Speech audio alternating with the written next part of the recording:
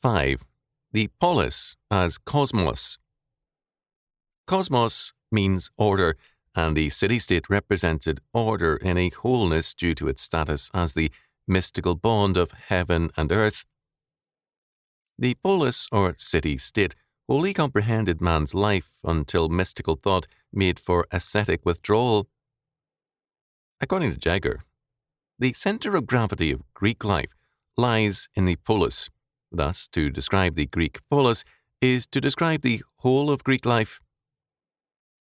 It means, therefore, to describe its theology and ethics as well. Whatever helps the community is good. Whatever injures it is bad. The city-state was thus itself the cosmos, the order of being. Earlier, as Fustel-le-Coulange in The Ancient City has pointed out, Greek culture was oriented to the family, and the basic religion was the family as the mystical bond of heaven and earth, as the cosmos.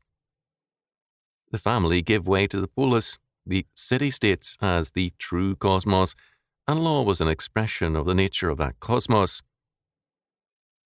The city-state was an organic and religious entity.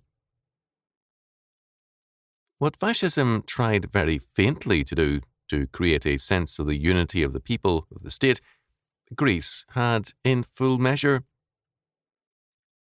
Because the city-state embraced the full spectrum of being and continuity, it included not only men and gods, but also athletes, leaders and heroes who could become, in some sense, divine.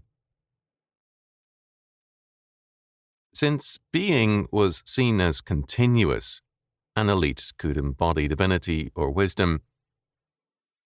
Socrates clearly believed in his divine inspiration, and Plato, in the Republic, not only saw his philosopher kings and elite as wise, but also held that knowledge is infallible. The wholeness of the city-state made it the locale of the eliteness of being, and when the city-state became an empire, it was the elite community governing the world, true order bringing chaos into fructifying submission. The United Nations today is the heir of this ancient city-state elitist concept. Both Plato and Aristotle held that the polis should be economically self-sufficient. To them, or Turkeia, self-sufficiency is almost the first law of its existence. They would practically abolish commerce. Being a cosmos, this was a philosophical necessity.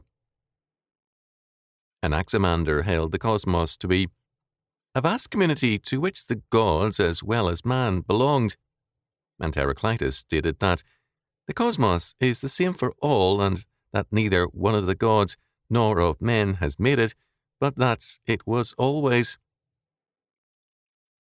Chaos, seen by Aristotle as the unrealized possibilities of matter, required the action of order to realize itself.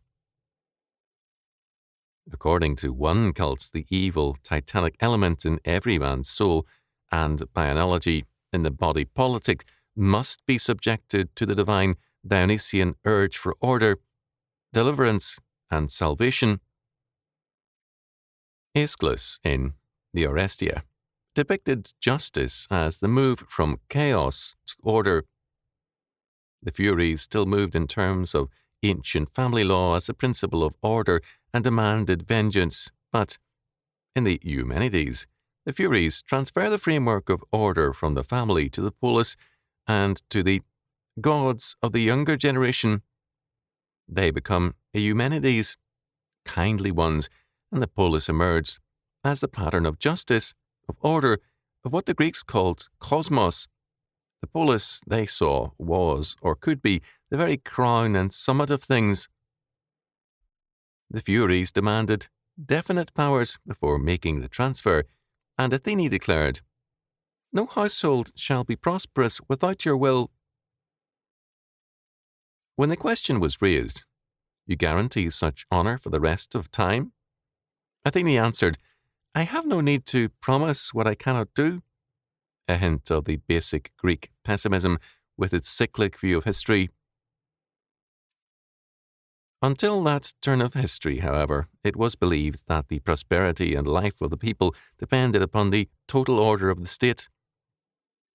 Against this state or cosmos, there was no appeal, no higher law. Man's only recourse was either to be an outlaw or to join another cosmos, another city-state, and hence the readiness of many political losers in Athens, for example, to join with honour an enemy state. Their lives required a religion and a cosmos, and if Athens cut them off, it was necessary to become a member of another body,